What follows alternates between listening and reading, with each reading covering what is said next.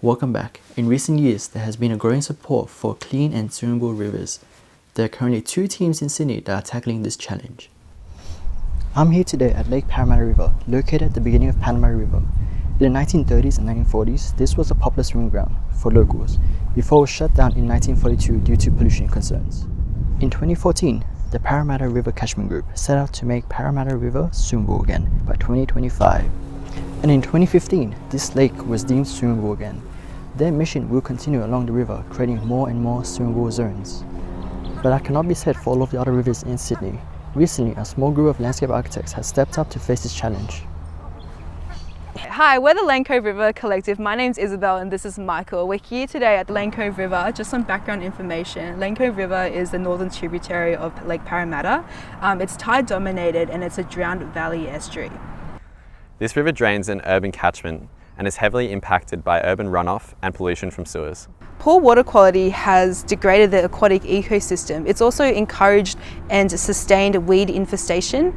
It's also restricted the use of water. Upon arrival to this lookout, we noticed straight away that there was all this rubbish around and there were no bins. This is exactly why we're doing advocacy work for Lane Cove River. Our end goal is to make the river clean and swimmable. Our first recommendation is to create swimmable zones. We want to maintain and improve the current swimming spots and also create new safe location for swimming as well. Our second recommendation is to clean up the water and foreshore, and we're doing this by putting filters on stormwater drains and filter machines that filter out the rubbish along the river. Our third recommendation is to improve water quality and overflow. We want to do this through creating more wetlands and water retention areas along the main outlet points to reduce waste and improve water quality. Our fourth recommendation is to create a single committee with clear goals. In order to do this, we'll bring all together the councils around the Lane Cove River, including the Lane Cove Council, the Hunters Hill Council and the City of Ryde Council. Together they'll create one supergroup that manages the natural systems in the area. Our fifth recommendation is community involvement. We want to get the community involved in this progress through supporting volunteering opportunities and education compliance activities focused on reducing stormwater and source pollution, where it's linked to the community behaviour and actions. Our sixth recommendation is to monitor the progress of the river. And we'll do this by monitoring the cleaning systems put in place and then measuring their impacts.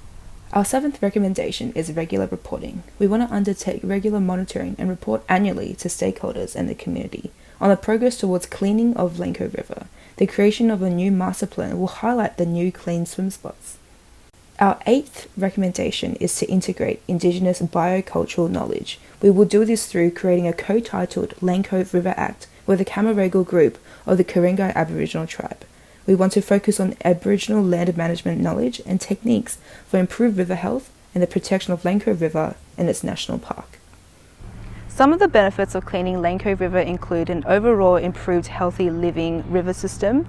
It also provides locals a spots to come and appreciate the river and connect to nature.